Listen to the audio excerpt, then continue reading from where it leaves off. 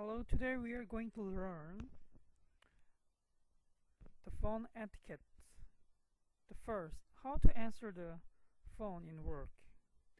Answer all incoming phone calls before the third ring. When you answer the phone, be warm and enthusiastic.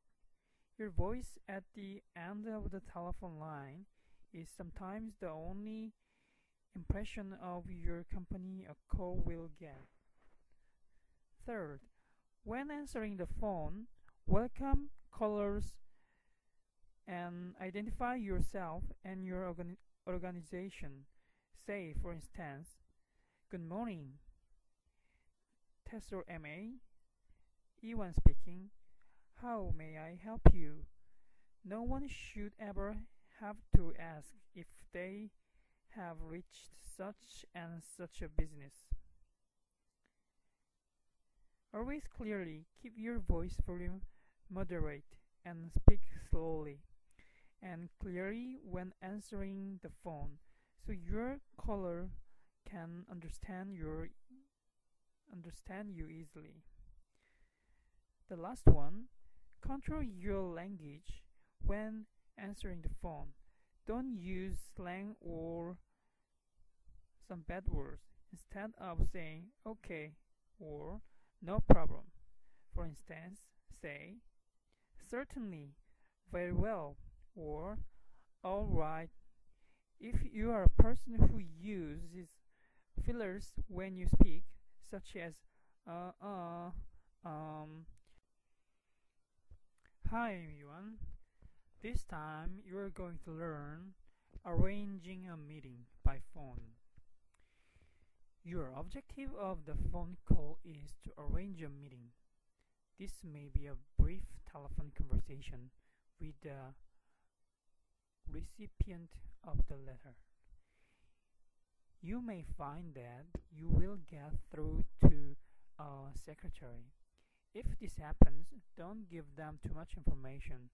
Otherwise, you may not get through to the person you are targeting. Instead, try using alternate choice questions.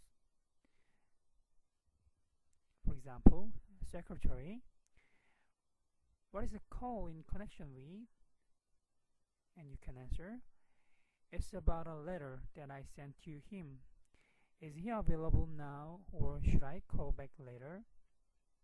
Another conversation, if secretary says, she's in a meeting at the moment, can I help? And you can say, yes please, can you tell me if she's likely to be free later today or would you tomorrow be later? You can answer like that. Another conversation, for example, secretary says, she's out at present, can I get her to call you? You can answer, thanks, but I'm going to be tied up myself. Should I call back this afternoon or tomorrow morning be better? You can answer like that. Hi, this time you're going to learn how we can dealing with the customer who want to order the food. The first, when you sell the product, learn to handle difficult objections and understand the differences between telephone and face-to-face selling. Use the telephone selling process so you can sell long-term relationship rather than low bids. Interview customers instead of pitching products. Think and respond like a business consultant and understand different buyer types and behaviors so you can adapt to each style and create positive chemistry.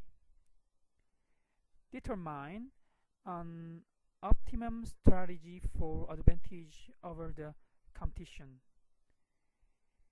Differentiate your product and company deal with multi-level sales structures. Identify and quantify the cost of sales. Determine opportunity areas for adding value to a customer's business. Thank you.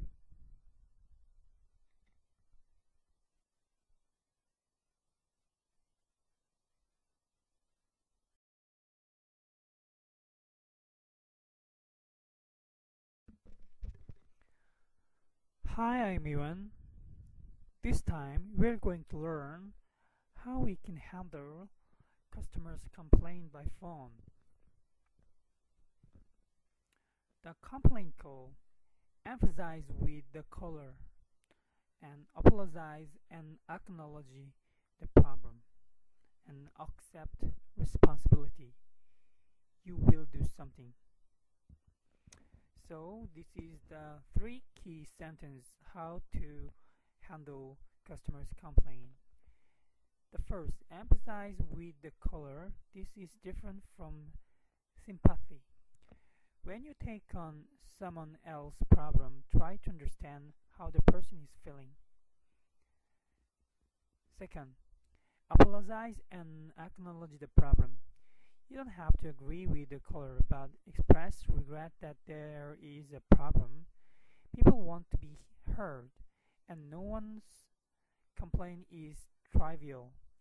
Each deserves prompt handling, so do not deal with it in a trivial manner. Third sentence, accept responsibility. Make sure something is done. Take it upon yourself to do something many times. That's all that people want. The reassurance that something will be done. People want to be helped. They want to know that you care. Use this phrase to get that sentiment across.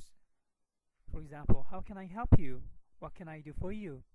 Or make sure this message information gets to the right person.